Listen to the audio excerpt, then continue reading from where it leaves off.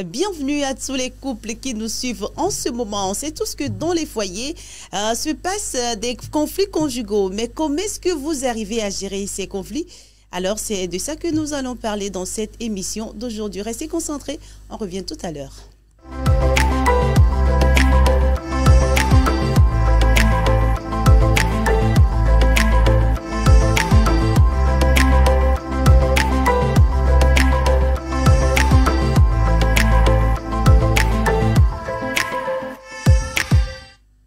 Bienvenue dans Un regard sur la Bible et bonjour à tous les couples qui nous suivent depuis ici au Togo, en Côte d'Ivoire, au Bénin ou encore. Et ceux qui sont en ligne, soyez les bienvenus dans votre émission. Aujourd'hui, nous nous intéressons particulièrement aux couples et nous parlons des conflits et de comment surtout les gérer. Gestion des conflits conjugaux chez les chrétiens pour une vie, pour une meilleure harmonie familiale. Eh bien, c'est le thème du jour que je vais aborder avec le pasteur Alédé Kokou Joseph. Pasteur, bonjour. Bonjour, j'espère que vous allez bien. Je vais très bien. Comment est-ce que vous allez? Ça va, par la grâce de Dieu. Alors, vous êtes pasteur titulaire de l'Église des Assemblées de Dieu de Tontigou-Peul. Également, vous êtes conseiller conjugal. Oui. D'où vous est née cette passion, pasteur?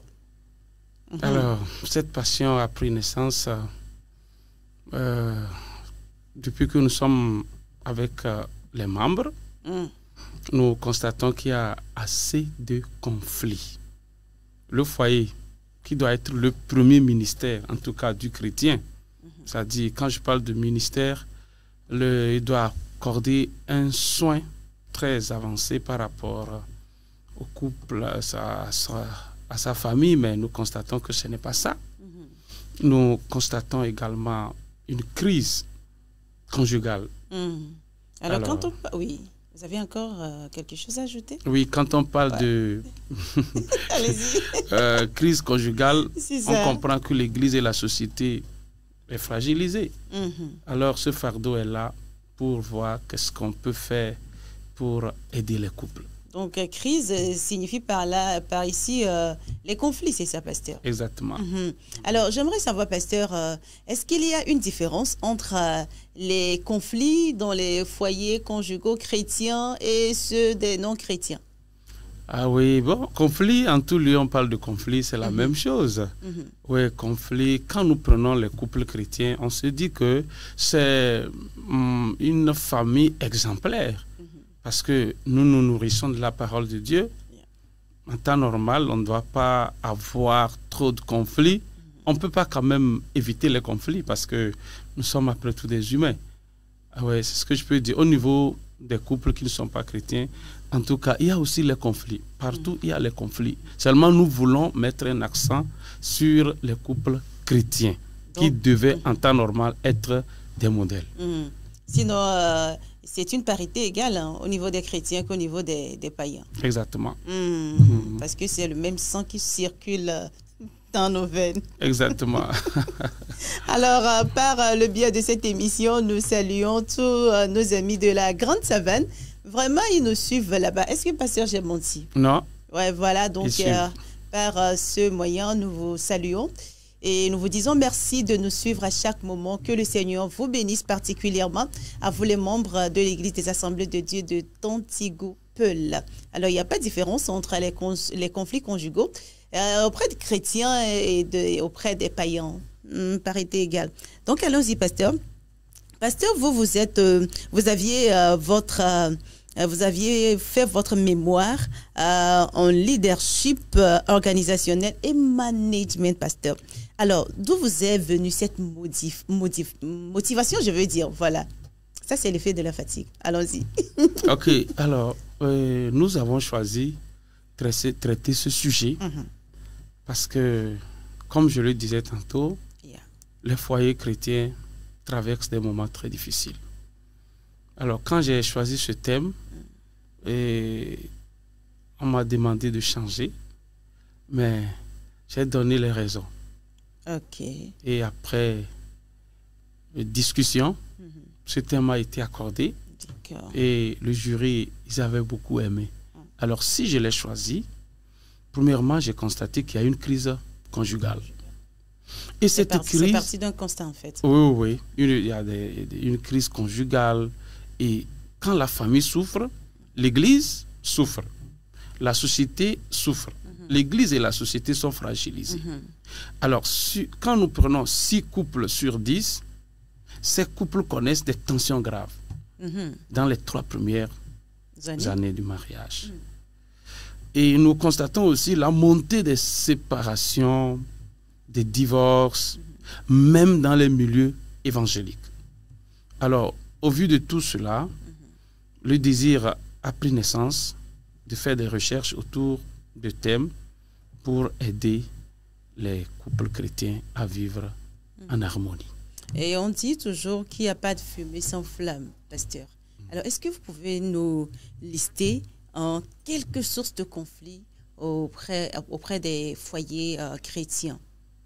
Oui. Avant même d'en arriver là, je voudrais ressortir juste que dans ce travail, il est question de diagnostiquer les sources, comme vous êtes en train de le dire, promouvoir un modèle biblique de foyer. Parce que quand nous considérons Genèse 2, le verset 18, la Bible dit, l'Éternel Dieu dit, il n'est pas bon que l'homme soit seul. Je lui ferai une aide semblable à lui. Alors je voudrais juste amener quelqu'un à comprendre que l'homme et la femme, la vie commune est très indispensable.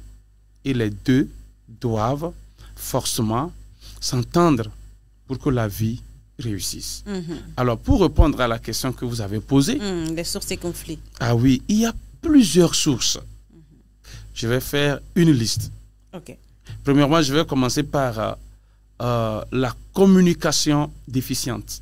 Nous constatons que dans plusieurs couples, la communication est au niveau 0 ou bien 1. Ça se limite juste aux salutations. On ne va pas au fond. On n'a pas le temps pour écouter l'autre. La communication est malade. Donc, les conflits vont naître. Et pasteur, qu'est-ce qui peut entraîner cette communication malade au sein du groupe? Au sein du couple, est-ce que c'est le background ou c'est l'éducation qu'ils ont reçue de chacun de son côté? Ou bien c'est quoi donc, pasteur? Alors, la communication déficiente peut être expliquée par plusieurs facteurs. Je peux parler de l'infidélité conjugale. Si l'homme est infidèle, mais la femme ne va pas aimer son affaire. Si la femme est infidèle, l'homme ne va pas aimer son affaire. Si les deux prenaient de bons moments de discussion, alors le cœur étant blessé, la discussion serait difficile. Vous avez ressorti un élément. On peut aussi retourner dans le passé. Pour comprendre l'homme, il y a 3 éléments. Il y a le passé, il y a la culture, il y a le tempérament. Alors déjà, quelqu'un qui est introverti, vous voyez que ça serait difficile de s'ouvrir. Là, vous voyez que pas forcément un problème, mais à cause de son tempérament. Il y a d'autres personnes, c'est à cause de leur passé. Beaucoup de blessures émotionnelles. Exactement. Ça fait que la personne est devenue introvertie. Ou aussi la culture. On dit, mais la femme ne doit pas parler. La femme ne doit pas être à côté de l'homme. Elle doit juste servir l'homme et c'est tout. Sa place, c'est dans la cuisine, en fait. C'est dans la cuisine. Si l'homme t'appelle, tu vas. Voilà. Il ne t'appelle pas, tu restes. Coin. Voilà. Voyez-vous. Il y a d'autres sources. Nous pouvons aussi citer les problèmes financiers. Vous voyez, en temps normal, le manque d'argent ne devait pas amener problème. Mais dans certains foyers, nous constatons qu'au moment où l'homme n'a pas d'argent, la femme n'aime pas son affaire. Par moment, les femmes, en tout cas, entre griffons, disent dépannent l'homme. Dépannent l'homme. Voilà. Elles sont des aides, là. Des aides. Mais quand la femme n'a pas de moyens, l'homme se fâche. Et la communication est malade. Et il y a aussi la négligence des responsabilités. La Bible est claire. Les responsabilités sont partagées. Mais quand l'homme... Là, ce sont les causes de la mauvaise communication que vous êtes en train de citer. Non, nous parlons d'une manière générale des sources de conflits. Okay, voilà. Donc, quand les responsabilités ne sont pas assumées, comme cela se doit, naturellement, les conflits vont naître. Il y a des frustrations, en fait. Il y a des frustrations. La femme ne peut pas être contente, ni l'homme. Nous pouvons aussi citer la sexualité mal vécue. Vous allez voir certaines femmes, elles reviennent du boulot très fatiguées. L'homme s'approche d'elle, dit non, je suis fatigué. Vous voyez, c'est frustrant. Est-ce que parfois, c'est pas parce que l'homme le fait mal? Le fait mal comment? C'est-à-dire, il ne gère pas bien, quoi. Oui, il y a ce problème. Parce qu'il y a des hommes qu'on appelle des hommes militaires. Oh. Il vient tout à l'heure, il saute. Or, tout doit se préparer. Depuis la journée, le matin, la nuit doit se préparer. On ne peut pas tout à l'heure venir et sauter là-dessus. Non. Tu as blessé la dame et tu viens tout à l'heure, tu l'appelles, elle n'a pas la joie. Bon, certaines vont dire, bon, comme tu veux, fais vite, moi je vais me lever. Déjà, quand on le dit, c'est pas ça. Alors que la femme a besoin, de pareilles circonstances, d'être mise en confiance, en fait. Exactement. S'il y a cette confiance, je pense que la sexualité ne va pas souffrir. Voilà. Donc, ce problème mine les foyers. Mais aujourd'hui, nous constatons que, pas aujourd'hui, depuis lors, c'est un sujet tabou. On ne veut pas parler de sexe. La sexualité souffre tellement et ça crée des conflits dans les foyers. Alors, pasteur, ce ne serait pas le lieu peut-être d'interpeller les couples qu'il faut vraiment une communication, même autour de la sexualité? Oui, c'est très important. Il faut une discussion. Les leaders ecclésiastiques, les pasteurs, certains ne veulent même pas parler de ça. C'est important. On n'a pas besoin forcément d'inviter un spécialiste du domaine pour instruire. Les expériences personnelles même peuvent guider. Hein. Exactement. Une fois qu'on est marié, il n'y a pas de problème. La sexualité se vit. Alors, comment vivre cette sexualité d'une manière harmonieuse? Il faudrait des enseignements pour orienter les femmes, pour orienter les hommes, pour que tout se passe très bien. Nous pouvons aussi parler des divergences religieuses.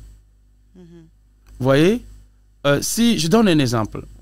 Si la femme est d'une église pentecôtiste et peut-être l'homme est catholique, vous voyez qu'on n'a pas les mêmes programmes.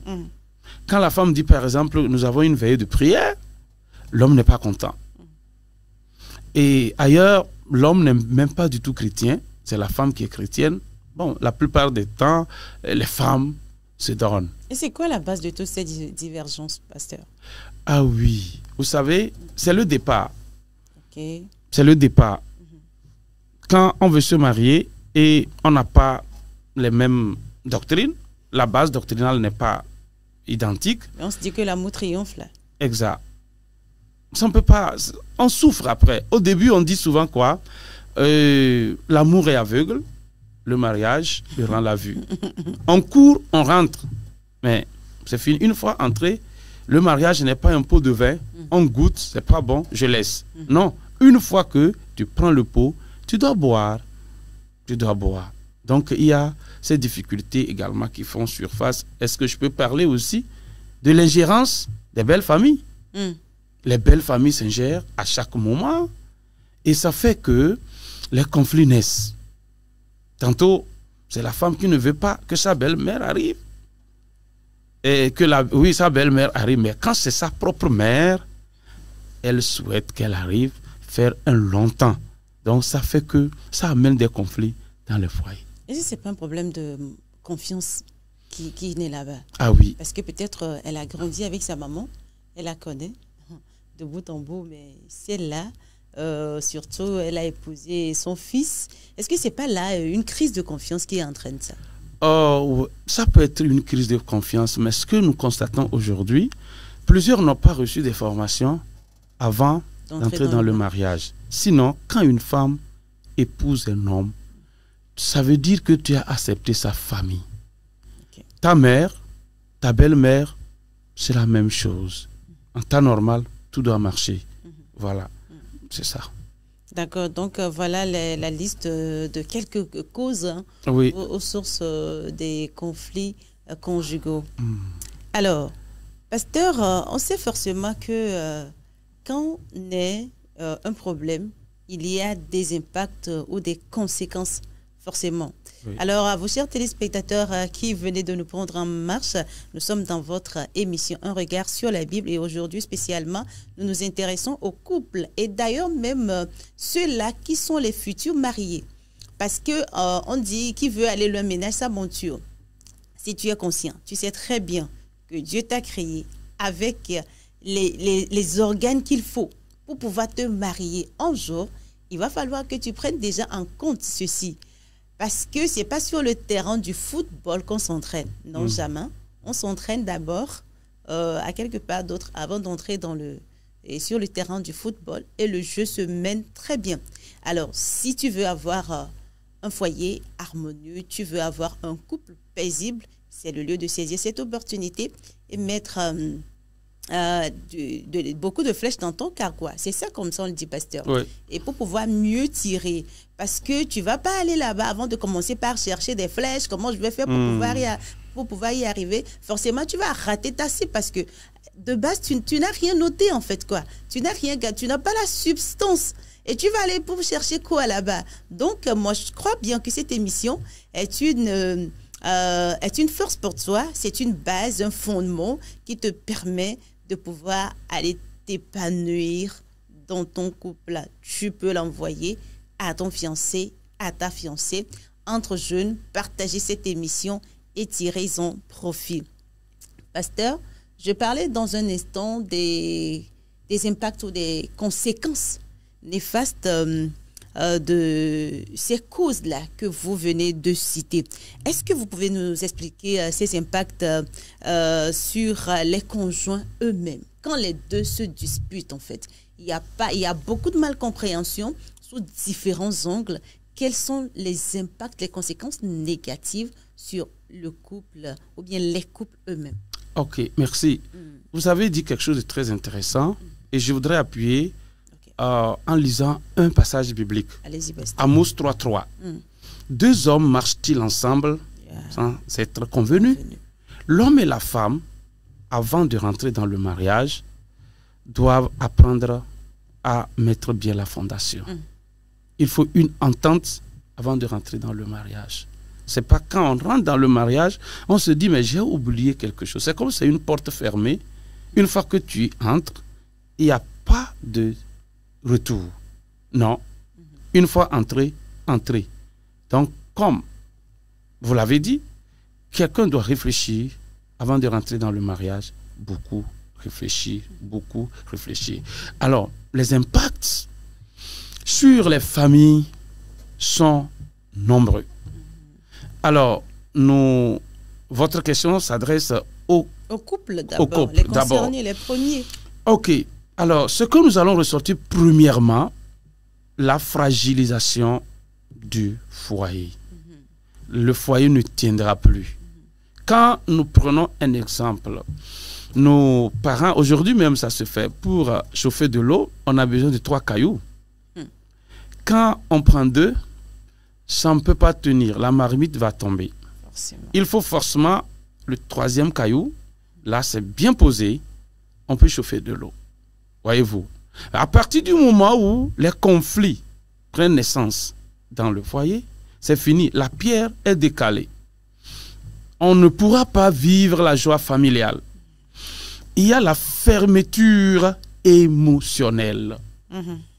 Plus de joie, chacun reste dans son coin et ça fait vraiment mal à vivre. La dépression commence à prendre naissance.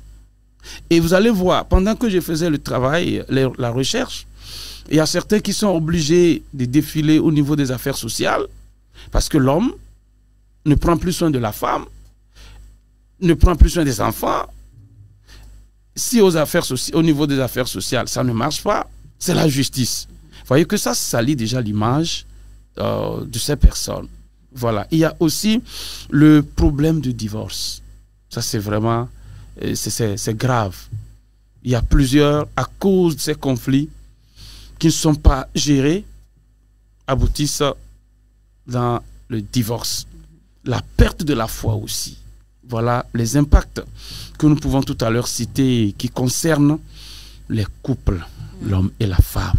Alors, on sait que Dieu bénit les couples avec des enfants. Oui. Et quel est le sort de ces derniers, ces enfants, je veux dire, les conséquences de ces conflits, forcément sur les enfants? Naturellement, quand les parents sont en conflit, les enfants, en tout cas, sont beaucoup dérangés. Ils ne sont pas contents. Vous imaginez, quand vous voyez papa et maman en joie, on lit la physionomie des enfants. Les enfants sont contents, très joyeux, et ils sont autour des parents. Mais quand ça ne va pas, en tout cas, chaque enfant se cache quelque part. Déjà, quand il y a problème, déjà, vous allez voir que certains enfants vont être du côté de papa, d'autres du côté de maman. Donc la maison déjà est divisée. Et ça ne fait pas du bien. On peut aussi parler, oui, c'est ça, l'insécurité affective. L'enfant naît dans une famille et il a besoin de l'amour maternel et paternel. Pendant que les deux sont en conflit, cet amour fait défaut. Il sera recherché ailleurs forcément. Exactement. C'est à cause de ça, vous allez voir, je donne l'exemple d'une jeune fille, à cause des problèmes à la maison, ses parents n'ont pas le temps pour elle. Voyez-vous. Et un jour, un jeune garçon lui a appelé dans la rue, « Ma belle, je t'aime ». Oh. Alors elle n'a jamais entendu ça. Elle n'a jamais entendu ça. C'est fini. Comme de l'amusement. Cette fille s'est livrée à ce garçon. Et d'ailleurs, même les parents en état de conflit ne peuvent même pas se donner des petits noms d'amour. Exactement. Il n'y en a même pas. Peut-être madame et monsieur. Voilà. Des trucs comme ça. Et les noms même que les mariés se donnent au moment du mariage, chérie, B, bonjour, ainsi de suite. Quand les problèmes arrivent, on ne dit plus ça. Hein? Yeah, on dit papa Jérémie. Ou Kodjo. Kodjoto, ainsi de suite. Voyez-vous. Donc, les noms d'amour là, ça disparaît. Ça disparaît. Donc, les enfants souffrent vraiment. Et ça agit sur la réussite scolaire. Forcément. Parce qu'il va à l'école, il n'est pas content, il souffre. Ça fait qu'il n'a pas une attention, une concentration pour comprendre. Et ça le retarde. La baisse de performance. Il peut ne pas échouer, mais la performance diminue. Ça crée aussi la perte de confiance en soi. Exactement. Et quand l'heure vient pour aller à la maison, vous voyez, l'enfant a peur. Je ne sais pas ce que je vais avoir à la maison. Est-ce qu'il n'y aura pas de querelle? Est-ce que papa ne va pas taper maman? Il y a aussi des cas où maman peut taper papa. Donc tout ça là, l'enfant est perdu. Et il y a une certaine agressivité. Et quelque chose commence à se développer en lui. La rébellion. Il peut sortir et ne pas revenir tôt. Et surtout les adolescents. Avec la crise d'adolescence, il va commencer des compagnies. Il ne revient pas vite. Et c'est vraiment un problème. Nous pouvons aussi parler de la reproduction des schémas. Ce qu'il voit dehors, il va penser que c'est ça la normale.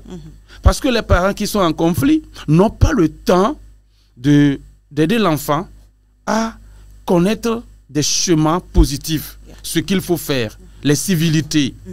Souvent on dit, mais l'école va former. L'église va le faire. Les parents même n'ont pas le temps. Surtout quand ils sont en conflit.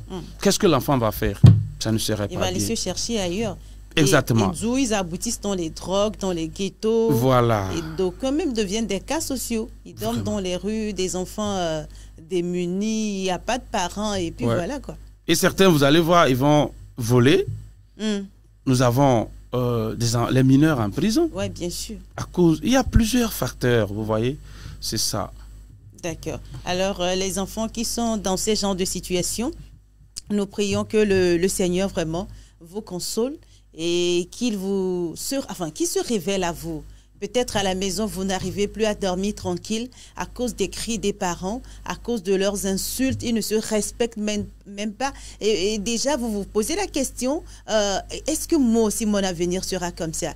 Est-ce que je vais ressembler à papa? Vous, les parents, vous ne savez pas combien les enfants réfléchissent.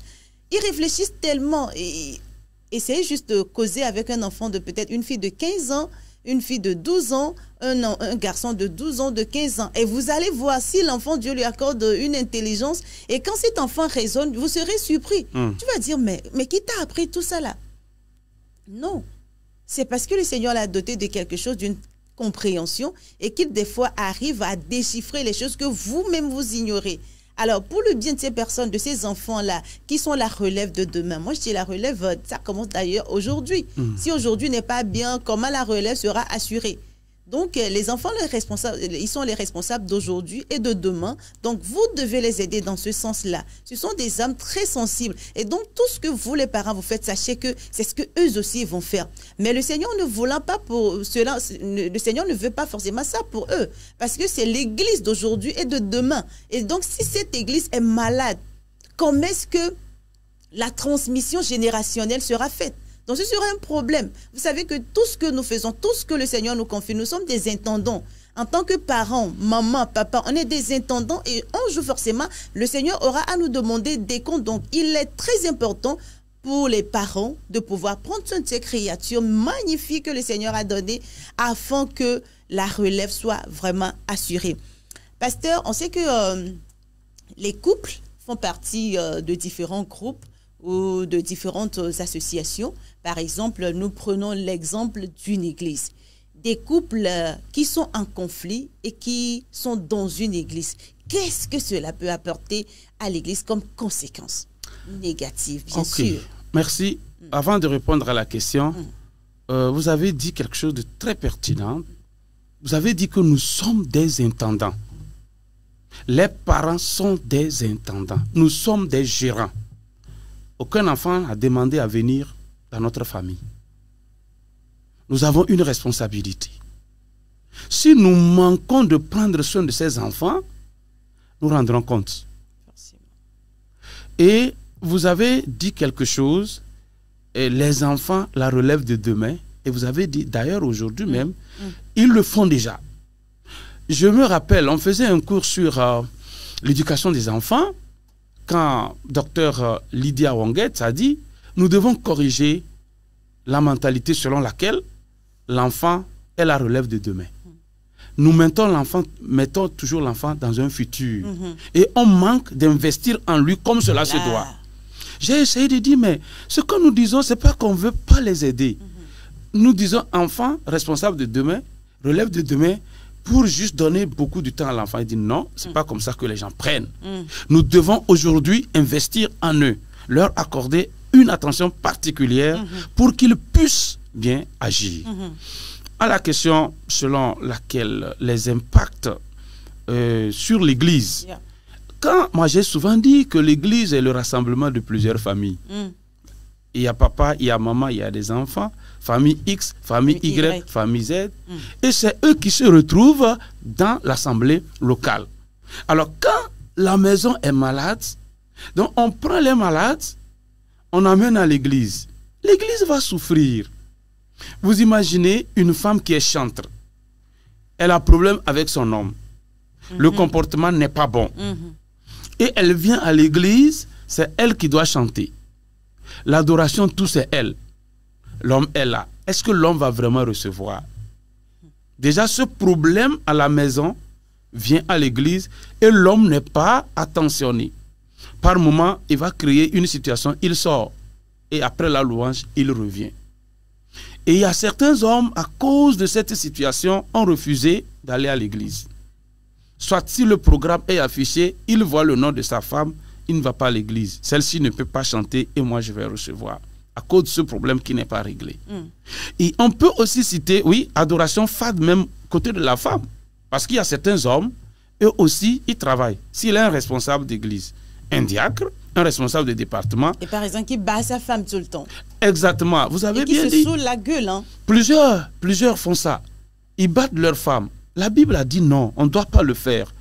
La femme, quelqu'un même a fait un commentaire, on n'a pas enlevé la côte de l'os là, c'est au niveau de la côte. Quelqu'un a dit mais si c'est au niveau de la tête, il va cogner sa femme. Si c'est au niveau de la main, il va taper la femme. Si c'est au niveau des pieds, il va taper. Mais au niveau des côtes, alors comment tu vas faire? Est-ce que tu vas taper? Tu vas juste approcher d'elle? Ça c'est un signe affectif. Voilà. Donc l'église devient malade, l'adoration devient malade. Il y a des divisions qui vont commencer à naître. Il y a des poches d'amitié qui vont commencer à parler mal, soit de l'homme, mal de la femme, Parce que la femme a raconté tout, l'homme a raconté tout, et l'église sera affectée. Et même les enfants qui vont voir bizarrement leurs parents à l'église. Exactement. Qu'est-ce qu'ils vont leur inculquer ensuite? Quel enseignement? Absolument rien. Quel enseignement? Nous sommes la lumière du monde. On fait semblant d'être la lumière à l'église, alors qu'à la maison, ce sont les ténèbres. Donc l'église est malade et le pasteur souffre parce qu'il va régler les problèmes fatigués. On va prendre assez de temps pour la résolution des conflits qui ne finissent jamais, jamais et jamais. Et si c'est le pasteur même qui porte ce vilain chapeau-là? Ah oui, ça fait vraiment des problèmes. Permettez-moi de dire qu'un jour, un pasteur était en train d'enseigner sur la manière dont les hommes doivent prendre soin de leurs femmes. Il enseignait. Sa femme était derrière, elle le suivait attentivement. Et arrivé quelque part, il a dit, un homme ne doit jamais sortir de la maison sans avertir la femme. L'homme doit être tellement patient. Là, la femme de derrière a dit, en effet, papa et aya au dadje, pour dire, papa, ça là, tu as menti. C'était un choc, parce que la femme n'arrivait plus à supporter. Nous, les hommes de Dieu, nous les dirigeants, nous devons faire un effort pour mener une vie d'exemplarité. On doit être des modèles, des standards de performance pour impacter l'église locale. Voilà. Alors on sait que la femme, enfin, ou bien les couples, ils ont plusieurs milieux. Le milieu conjugal, le milieu spirituel, l'église, également le milieu professionnel. Alors, quel impact peut avoir ces mauvaises façons de vivre à la maison sur le lieu de travail, par exemple? Quand il y a problème à la maison, le service souffre. Je vous donne l'exemple d'un homme qui a eu un conflit avec son épouse. L'homme aussi n'a pas été vraiment patient. Il était fâché, il n'a pas mangé. Il a pris sa moto en colère. Quelques instants après, on appelle la dame. Le monsieur est mort sous un titan. Un accident terrible. Là, il n'est même pas encore arrivé au service. Il est mort en chemin. Voyez-vous.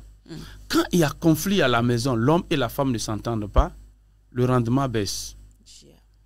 Il va au service, il n'arrive plus à maximiser. Parce qu'il a toujours l'image de la maison. Il dit, mais moi, ma femme me respectait. L'homme veut qu'on le respecte, en tout cas, la dignité de l'homme. Quand il y a problème, il passe tout son temps pour ruminer. Pourquoi ça? Pourquoi ça? Et ça le trouble. Entre l'homme et la femme, qui rumine le plus? En tout cas, je vais dire l'homme. C'est l'homme. C'est plus l'homme. Mais la femme, c'est comme... La femme, elle rumine, mais d'une manière silencieuse. Et tout dépend aussi. Les tempéraments rentrent en jeu. Voilà. Il y a certaines femmes, quand ça ne va pas, et tout à l'heure, elle va parler. Elle explose et puis c'est bon. Voilà. Mais quand c'est une femme équipière, c'est-à-dire flegmatique, là, bon, c'est plus les amitiés, les relations, elle encaisse. Elle encaisse. Mais à un moment donné, ça peut s'exploser. Voyez-vous. Donc, il y a ça. Il y a aussi l'instabilité, gel des relations. Tu es dans un service où vous êtes avec les partenaires. Donc, il y a le retard par rapport au compte rendu. Les partenaires ne vont pas être contents. Alors, tout à l'heure, on peut voir gel du partenariat. Il y a aussi un épuisement qui est là. Parce qu'on pense toujours à la maison, ça ne va pas. Et le service commence à souffrir. Plus loin, on peut même licencier quelqu'un. Parce qu'il ne reprend plus. Il va en retard. Il commence à boire. Et ça ne donne pas de bons résultats. Le licenciement peut finir, peut déboucher sur les AVC, les maladies bizarres et enfin la mort. Oui. Et aussi, les compagnies. J'ai connu un monsieur, il va au service, il n'utilise plus sa moto. Le service est loin. Il était au niveau de Avenue de la Libération, Ranco. Son service est dans la zone portuaire. Il quitte le matin à 4 heures. Il marche. Il prend tout son temps. Il n'est pas pressé. Arrivé, il fait son service. La nuit, il traîne. Il arrive à la maison, sa femme dort déjà. Donc, il évite. Exactement. Il part tôt, il rentre tard. Voyez-vous. Donc, avec ça, s'il a des poches d'amis, ils vont aller boire ce qu'il ne voulait pas. Il va commencer à le faire. L'infidélité naît et il peut ramener à la maison la maladie. La femme souffre et les enfants aussi. Et d'autres grossesses et puis ainsi de suite. Ça s'enchaîne en fait. Voilà. Voilà. Merci beaucoup, pasteur. À vous, nos chers téléspectateurs, nous sommes dans Un regard sur la Bible. Aujourd'hui, nous nous intéressons aux couples. Nous voulons les aider par le biais de cette émission à régler leurs conflits. À régler leurs conflits, à vivre dans l'harmonie, à vivre dans la paix, à faire de leur demeure, de leur maison, un havre de paix, un oasis de bonheur, afin que les enfants que le Seigneur vous a confiés puissent être bien éduqués. Parce que un compte sera rendu un jour. Et c'est avec le pasteur Alédé, Coco Joseph, que nous sommes en train de décortiquer les différentes questions. Il est un conseiller conjugal et il est pasteur titulaire de l'Église des Assemblées de Dieu de Tantigoupeul. Peut-être vous voudriez avoir des conseils. Il est disponible pour vous accompagner. Pasteur, est-ce que vous êtes sur les réseaux sociaux? Bien sûr. C'est sur quel nom on peut vous reconnaître là-bas? Sous quel nom? Oui. Oh, c'est le même nom. Et mes numéros, je suis sur plusieurs groupes. J'ai des classes de formation, des fiancés, des couples, et voilà. Alors, vous faites donc tout ça là? Oui. Vous formez les fiancés? Actuellement, une formation est lancée sur 10 semaines. 10 semaines? Un module par jour. Ça fait à peu près combien de choses ça? À peine 2 mois et demi? Ah oui, 2 mois et demi. 2 mois et demi. Parce qu'il faut présenter un module par semaine, le temps de recevoir les questions, de prier pour eux, et l'autre semaine, on change de module. Tout ceci pour les préparer avant de rentrer dans le mariage. Alors, bonne nouvelle pour vous, les fiancés. Hein. Et donc, pasteur, donnez votre numéro, peut-être il y aura des fiancés qui seront intéressés à vous contacter. Alors, l'indicatif du Togo, c'est 228.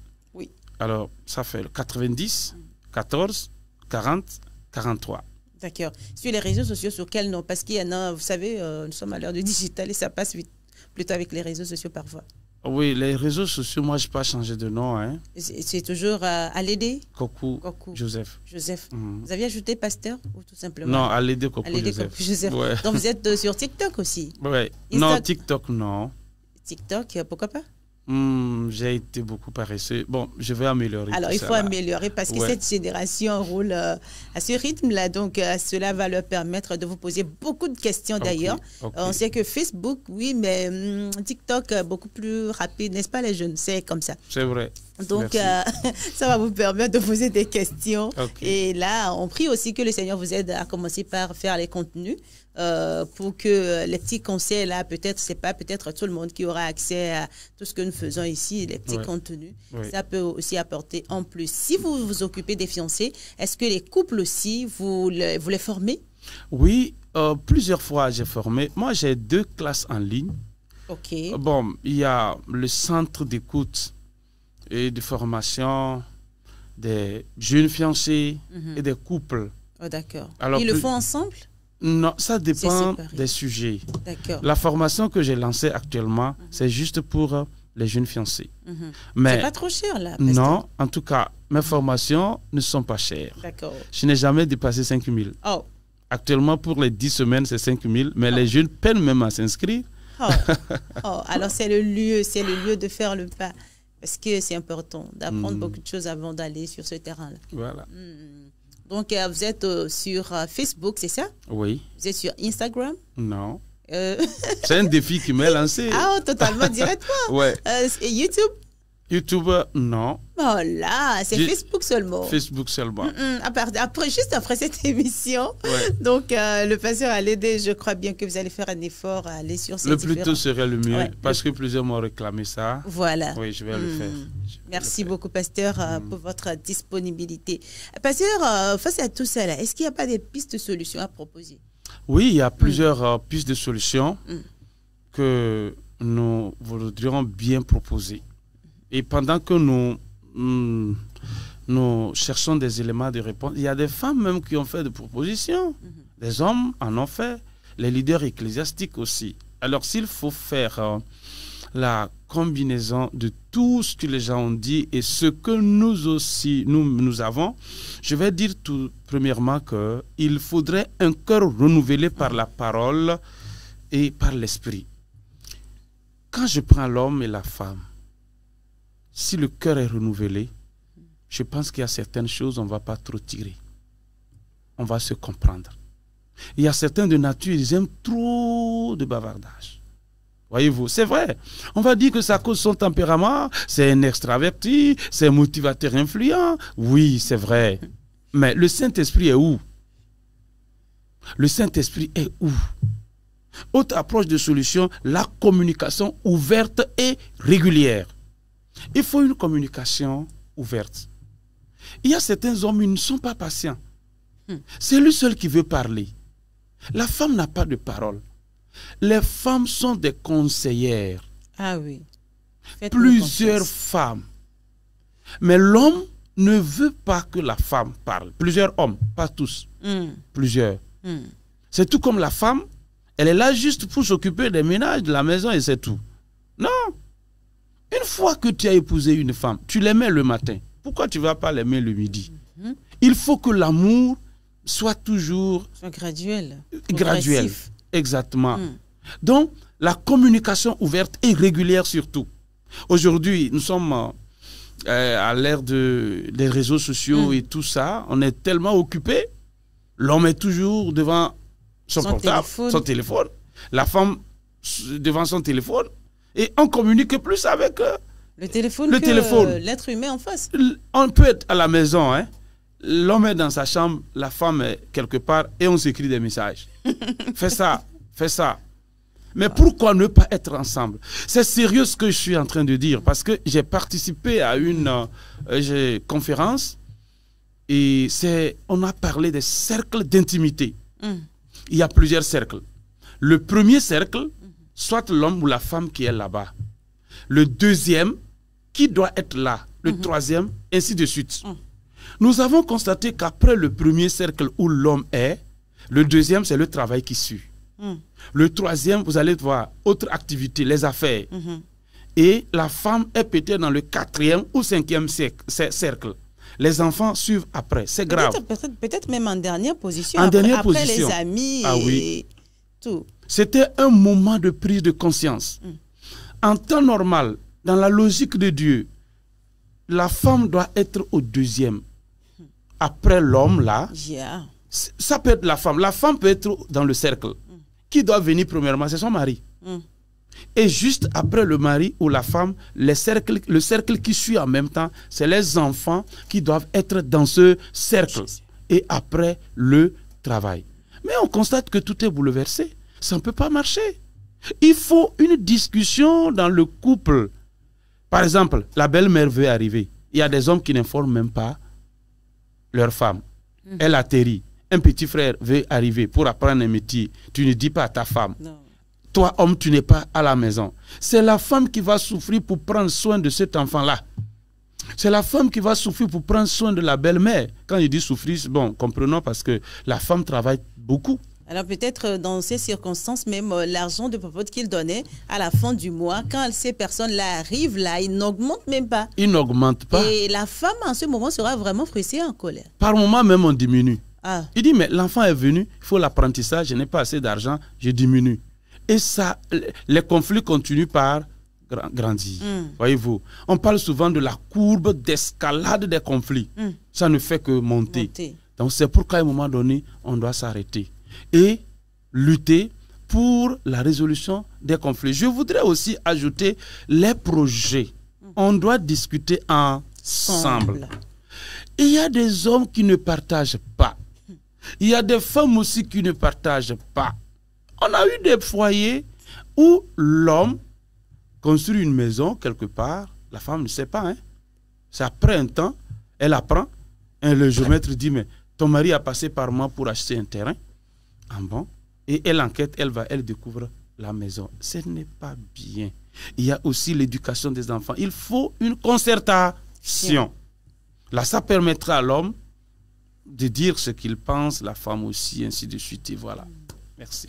Merci beaucoup, pasteur Alédé.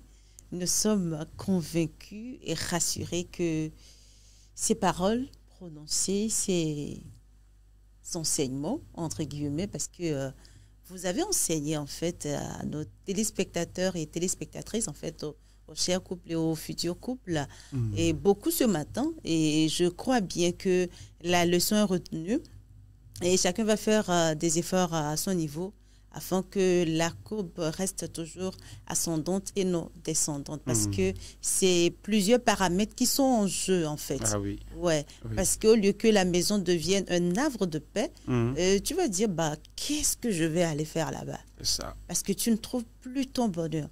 Alors que le bonheur ne se crée pas de lui-même, mais ce sont les hommes qui créent leur bonheur. Donc, nous voulons vous inviter, par le biais de cette émission, à créer votre bonheur. Faites en sorte que les enfants, quand ils se séparent le matin, qu'ils aient hâte de se retrouver. Couple, faites un effort que lorsque vous allez vous séparer le matin, que vous ayez soif en fait de vous retrouver le soir. Des fois, je ne sais pas si ça arrive à quelqu'un, tu entends que monsieur arrive. C'est comme dans l'enfance, quand maman revient du marché et qu'elle achète les biscuits, comment on saute, il y a le cœur qui fait boum, boum, boum. Ouais. Moi, je prie que ce soit ainsi pour tous les couples dans le nom de Jésus-Christ. Parce que quand c'est comme ça, la suite va marcher comme sur des roulettes. C'est vrai. Parce qu'on sera très à l'aise à discuter des projets. Oui. Qu'est-ce que nous allons faire? Il n'y aura pas de cachotterie, rien ne sera caché à l'autre parce que nous sommes maintenant une seule chair. Aujourd'hui, la compréhension, la conception du mariage est tellement déviée, est devenue très erronée qu'il n'y a plus ça dans certains couples, alors que c'est pas ce que le Seigneur veut. Le Seigneur veut unité, amour, tendresse, harmonie et que sais-je encore. Alors donc faites un effort par le biais de cette émission à bien évoluer avec vos maris, vos femmes, afin que les enfants ne deviennent pas des délinquants au lieu qu'ils deviennent des cadres pour votre bonheur, parce que à l'âge adulte, dans votre vieillesse, ils sont vos cannes, que vous le vouliez ou pas. Alors mieux de les entretenir aujourd'hui pour ne pas regretter demain. Pasteur Alédé, nous sommes à la fin de cette émission. Alors que le temps passe si vite à votre compagnie, chers téléspectateurs et téléspectatrices. Alors, Pasteur Alédé, est-ce que vous avez un mot de la fin pour nos chers téléspectateurs et téléspectatrices? Oui, s'il faut dire quelque chose, c'est de rappeler à tous les mariés ce qu'Éphésiens 5, verset 25 dit. Marie, aimez vos femmes comme Christ a aimé l'Église et s'est livré lui-même pour elle. Plus loin, on parle aussi aux femmes. Elles sont appelées à se soumettre à leur époux. Alors, si ce passage est respecté, je pense que la paix peut revenir. C'est une occasion pour moi d'inviter tous les dirigeants d'église à prendre du temps et enseigner. Vous savez, on peut juste poser une question de discussion, un petit débat. On dit, mais qu'est-ce qui fait que la maison prend feu? Vous allez voir, les femmes vont parler. Et les hommes aussi feront la même chose. Et le leader ou le facilitateur recadre, on lit la Bible, on prie. Je vous dis qu'on aurait éteint un feu. Et à tous les enfants, merci d'être à l'écoute des parents. N'amenez pas des problèmes à la maison. Voilà, merci bien, que Dieu vous bénisse et que la paix du Seigneur vous soit donnée. Amen. Merci beaucoup, Pasteur Alédé. On espère vous retrouver très bientôt pour aborder avec nous une autre thématique. À vous, nos chers téléspectateurs, merci de nous avoir suivis, à tous les couples, à toutes les femmes et à tous les hommes. Nous prions que le Saint-Esprit éclaire vos cœurs et que les disputes donnent place à l'harmonie, à la tendresse et à la bienveillance. Que le Seigneur vous garde. Prenez soin de vos enfants, aimez-les, car ils sont vos appuis dans les jours de vieillesse. À la prochaine.